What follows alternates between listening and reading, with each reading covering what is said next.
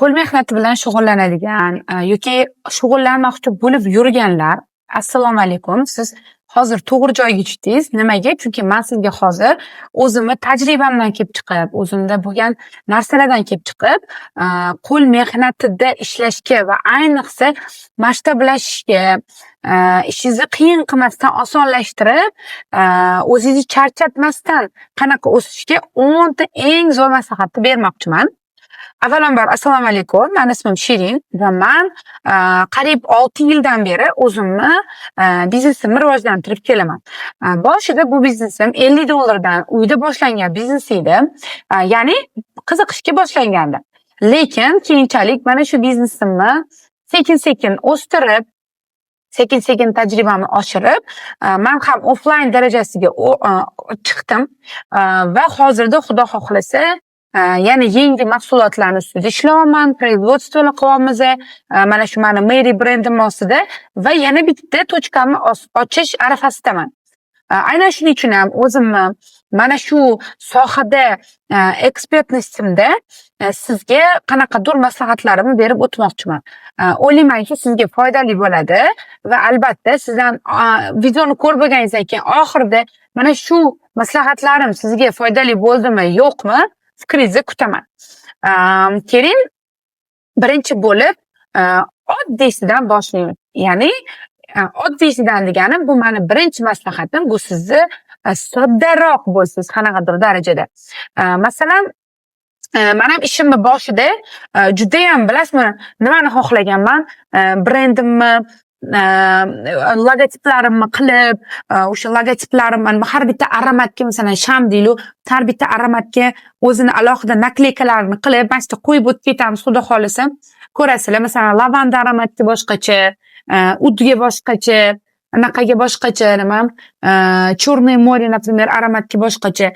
Lekin bu narsa ishingizni boshida sizni hali hech qanaqa sotuv qilmasingizdan turib charchatib qo'yadi va sizni demotivatsiya qilib qo'yishi mumkin. Agar, конечно, sabrsizroq odam bo'lsangiz.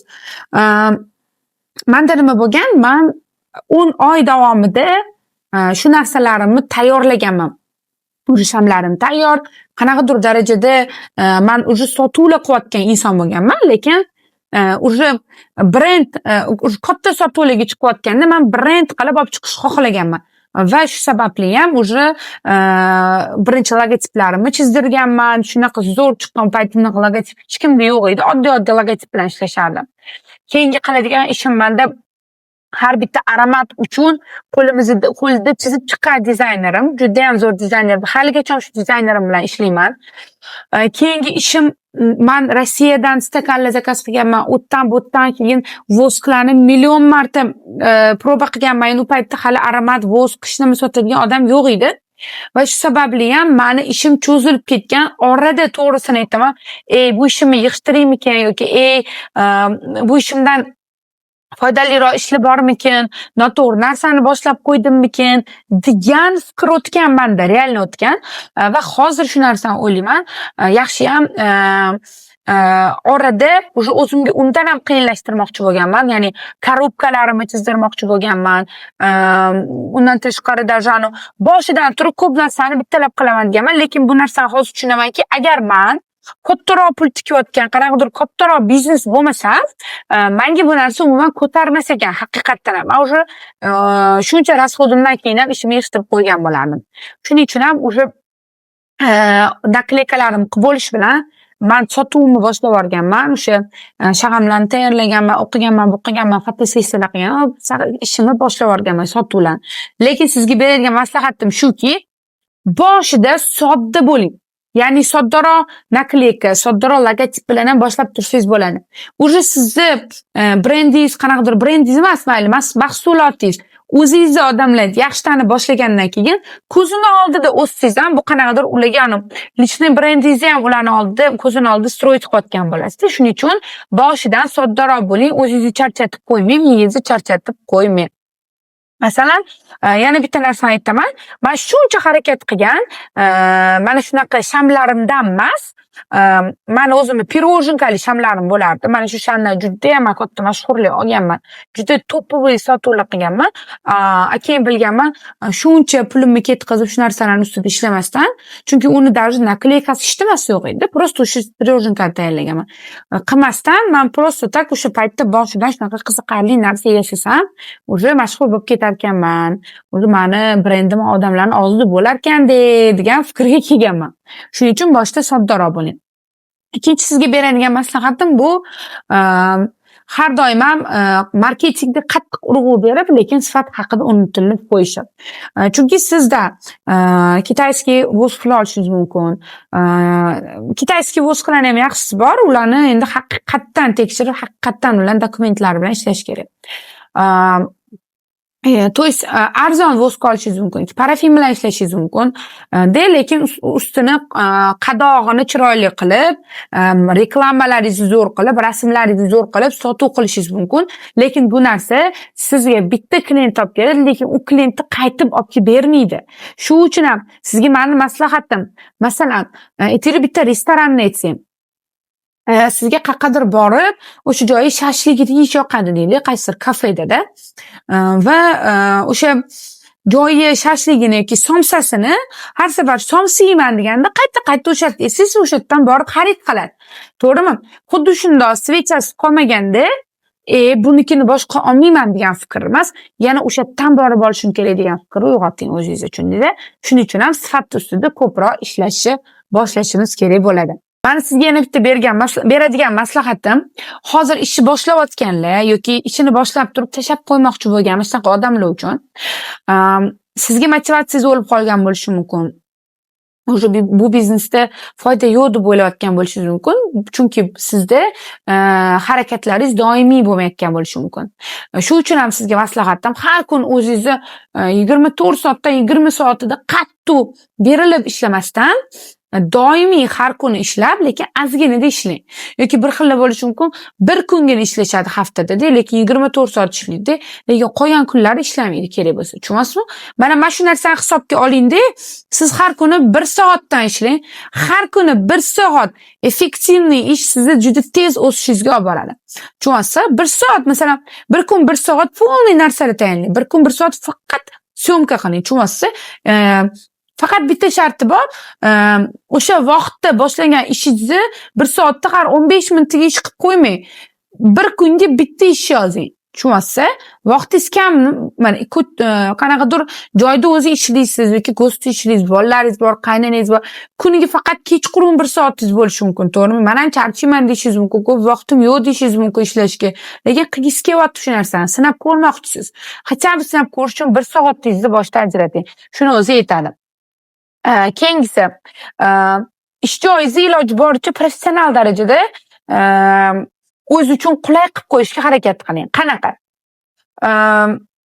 Bu qiyin bo'lmaydi. Masalan, turmush o'rtog'ingizdan so'rashingiz mumkin, sizga mana bunaqa bilasizmi, bunaqa temirdanmi, nimadirdanmi narsa qilib bersalar, anaqa voskoplavlaringizni, nimadirlaringizni o'shanga osib qo'ysangiz bo'ladi. Joyingiz kam bo'lsa, kamlikda ham emas, tezroq ishlash uchun. O'tdan shiq olasiz, chiq qilasiz, yo'q, bunday qo'yib qo'yasiz. To есть har bitta narsaga 15 minut vaqtingizni qidirishga ketkizsangiz ham, sizga bu plusiga o'ynamaydi. O'shaning uchun tartibli, chiroyli qilib, chiroyli qilib yasating. Bu narsa sizga yana bitta plus bo'ladi. Siz masalan, mamutdan turib videoga olsangiz, mamutingiz o'sha narsalaringizni chiroyli qilib yasatib, mana aytaylik, mana bilasizmi, bunaqa narsalar chiqqanda turadi-da, nakleykalar, skochlar, hamma narsa o'sha yerda turadi. Chiq olib, bundoq qilib, chiq olib ishlatishgan, qaychi, maychi, rumchka, hamma narsa turadigan narsa bor shunaqa. Customerlarda ham sotadi. Tushunasizmi? Buyotalaringizda voskoplav, shunaqa ishlaydigan instrumentlaringiz bo'lsa, mayli har doim ishlatmaydiganlaringizni pastga shkaflarga qo'yib qo'ying. Shunaqa akkuratni ishlasangiz, siz ishingiz ham unumli bo'ladi har doim. Bundan tashqari, bitta narsani tushuning. Mana har doim aytadi, hamma logo qilishim kerak, logotip qilishim kerak deb. Logotipni qildiribgina o'zini brending qildim deb o'ylashadi. Hozir sizga aytganimdek, ishingizni boshida sizga bu narsa kritik emas. juda ham shart narsa emas. Lekin ishingizni уже yaxshi rivojlantirib olganingizdan keyin bu narsa kritichni hisoblanadi. Chunki sizni u odam nimadir bilan esda qoldirish kerak. Tushunasizmi? Nimadir bilan assotsiирование bo'lish kerak sizda. Shu uchun ham siz iloji boricha ishingizni qaysidir etapga olib kelganingizdan keyin brending ustida ishlang. Bu faqat logotip emas. Bu sizni odamlarga beradigan emotsiyasiz. Bu sizni odamlarga beradigan qadog'ingiz. Bu sizni odamlarga bera oladigan qanaqadir spesifik mahsulotingiz. Hozir aytganimdek, masalan, menda pirojnkali shahamlar bo'lgan bo'lishi mumkin. Siz ham qanaqadir o'zingiz spesifik mahsulotingizni qiling. Aytaylik, masalan, bitta maslahat beraman sizga. Mana qanaqa ko'rsatsam ekan sizga, mana bunaqa vaza, mana shu vazaga endi bu relyefni bunga to'g'ri kelmasligi mumkin, tekis vaza deylik, chetiga qanaqadir risumkalar yopishtirib, nimadirlar qilib, ana bilasizlarmi shunaqani qilishyapti-ku, masalan, kuzgi bo'lsa, kuzgi takoy barglarni pechat qildirib, tushunasizmi? Ana bahoriy bo'lsa yoki anaqa bo'lsa, ana gullar, nimadirlar, tam yengillik bo'lsa, boshqa narsa, mana shunaqa narsani nimadir o'zingizni dizayningiz, tushunasizmi? Va shu dizaynni o'zingizni dizayneringizga qildirib turing. Birov ko'chira olmasin bu narsani. Yoki o'zingizni qanaqadir silikoningizni yarating. Birov ishlata olmasin u narsani, faqat sizni narsangiz bo'lsin. Keyin sizga beradigan asosiy maslahatlarimdan biri bu Instagramda, YouTube'da, barcha sotsial ijtimoiy tarmoqlarda o'zingizni ko'rsatib videolar oling. Agar o'zingiz ko'rsata olmasangiz ham plyus, lekin video oling. Hatto ovozingiz bilan oling yoki ovozingizni qanaqadir nimadir qilib o'zgartirib oling. Ano CapCut'larda ham shunaqa anaqalar bor. Anaqa qilib, o'zingizni bitta tematikaga ushlab oling. Shunda ham tushunasiz. YouTube'ga ham oling, Instagramga ham oling, Threads'ga ham oling, TikTok'ga ham oling. Lekin shu narsani syomka qiling va oling.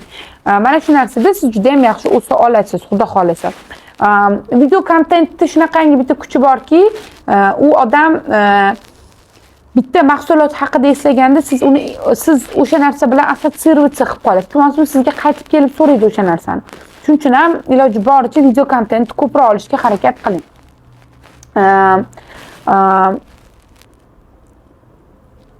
Yana bitta maslahatim bor sizga. Aynan mana shu sohada o'qitadigan ustozlarning bitta gapi bor. Ikki xil ustozlar bor. Shu haqida aytib o'tdik. Men ko'proq chet el ustozlarida o'qiganman va meni ustozlarim har doim o'zingni qadrlagan holda narx qo'y deyishgan. Ya'ni o'zi bilsangiz, mana shunaqa qo'l mehnatida 3 baravar narx qo'ysa bo'ladi. Nimaga? Birinchi baravari bu siz baribir materiallarga pul tikkan holda yasashingiz, ikkinchi baravari bu sizni mehnatingiz uchun. Lekin men sizga bitta narsa aytaman, O'zbekistonda bu narsa ishlamaydi. Siz faqatgina pulingizni yutqizganingiz qoladi. Ikkinchi ustozlarning maslahat berishi bu bizani arzon kursda sotadigan ustozlarning maslahati, ya'ni iloji boricha arzon qilavering. Iloji boricha arzon qilavering. Men sizga beradigan maslahatim har doim hamma yoqda oltin o'rtalikda turing. Ya'ni 3 baravar qilib hamma 5 ta barmoqni og'zingizga tiqib yormang. Yoki umuman narx arzonlashtirib yormang, bozorni ham sindirmang. O'zi solidarnost degan narsa bor. O'shaning uchun ham iloji boricha o'rtasini oling. Masalan, men qanaqa narxlayman? Aytaylik, menda 48 ming so'm raqam rasxotim bo'ldi, to'g'rimi? Birinchidan materialga rasxot qilganimni plus 20% qilaman. Plus 20% qildim. O'tda aytaylik qancha chiqadi? 48 ming, o'sha qanchadir chiqadi. Keyin o'sha chiqqan summaga mehnatimni yana plus 20% qilaman. Ana shunda o'zim uchun ham va tikkan pulim uchun ham adolatliman deb hisoblayman. Siz ham xuddi shu strategiyani ishlatishingiz mumkin. Keyingisi, har doim nimadir o'rganing. Masalan, siz qaysidir kursni bitirdingiz, masalan, mobilografiyani bitirdingiz yoki o'zi shag'al qilishni o'rganib chiqdingiz. Men zo'rman, men bilaman demang. Doimiy holda o'zingizni naqalaringizni oshiring, o'qitingizni, tajribangizni oshiring. Masalan, mendan zo'r biladigan ustoz bo'lishi mumkin yoki men sizdan zo'r bilishim mumkin agar siz o'zi master bo'lsangiz. Va men har doim maslahat beraman, qaysidir ustozga borib, o'sha odamdan nimadir o'rganishi. Siz faqatgina bittagina narsa o'rganishingiz mumkin. Faqatgina yoki 10 minutlik darsidan nimadir o'rganishingiz mumkin, lekin shu ham sizga hatto o'sha 10 minut bitta foyda keltiradi. Siz o'sha narsaga amal qiladigan bo'lsangiz, o'sha narsa sizga qanchadir foyda keltiradi. Shuni bilib oling. Keyingisi bu hech qachon o'zingizni majburlab ishlamang. Ya'ni qachondir bo'lgan men o'zimni majburlab ishlaganman va natijada men umuman ishimni yopib yuborishga qaror qilganman. Lekin bir kun kelib o'sha yopib yotganimda menga shunaqangi zo'r o'tziv kelgan bitta odamlar. Shunaqa zo'r o'tziv kelganda menga motivatsiyalarim oshib ketganda o'zim mazza qilib ishlashni boshlaganman. Keyin shuni bilganman. Men chunki o'zimni majburlab ishlayotgan ekanman degan. Chunki men begarani bo'lgan, charchaganman, yoqmagan ishingiz qilsangiz charchab ketasiz. Nimadir yoqib, mazza qilib qilsangiz charchaganingizni ham his qilmaysiz. Shuning uchun ham sizga maslahatim hech qachon o'zingizni majburlab ishlamang. Keyingi maslahatim bu har doim rejalar tuzing. Har doim reja tuzing. Meni to'g'ri rejalash haqida mana shu biznesni boshlash haqida juda ham yaxshi darsligim bor. Intensiv darsligim bor. Intensivim bor yo'g'i 49 ming so'm. Sizga mana shu intensivim maslahat beraman, chunki ichida juda ham zo'r ma'lumotlar bor. Shuning uchun ham ko'pchilik mana men intensivimda nechta odam qatnashdi? Ko'pchilik odam qatnashdi. Ko'pchiligi natijaga chiqishdi. Qanaqa? Men bilan birga natijaga chiqishdi o'sha paytda. Men ularga qanaqa o'sha rejani yozishni, rejalashda prosta va buni qilmoqchiman deb emas, to'g'ri rejalashni o'rgatdim va ularga haqiqatan foyda berdi. Aynan o'sha odamlar meni Sham plus gips kursimga ham yozilishgan va aynan o'sha odamlar qolganlarga qaraganda birinchi natijani ko'rsatishgan. Agar siz ham qo'l mehnati orqali biznesingizni qilmoqchi bo'lsangiz, meni doimiy ravishda videolarimni ko'rib boring. Mana shu kanalimga obuna bo'lib qo'ying. Chunki keyingi videolarimda men vobshe zo'r maslahatlar bermoqchiman. Men o'zimni hozirgi strategiyam YouTube uchun juda ham 100 xil tema tanlab qo'yganman. Xudo xolasa ketma-ketma videolar xudo xolasa chiqarib beramiz. Va inshaalloh sizlar bilan Instagramda, YouTube'da doimiy ravishda ko'rishamiz degan umiddaman. Hozir mana shu kanalimga podpiska tashlab qo'ying. E'tiboringiz uchun rahmat.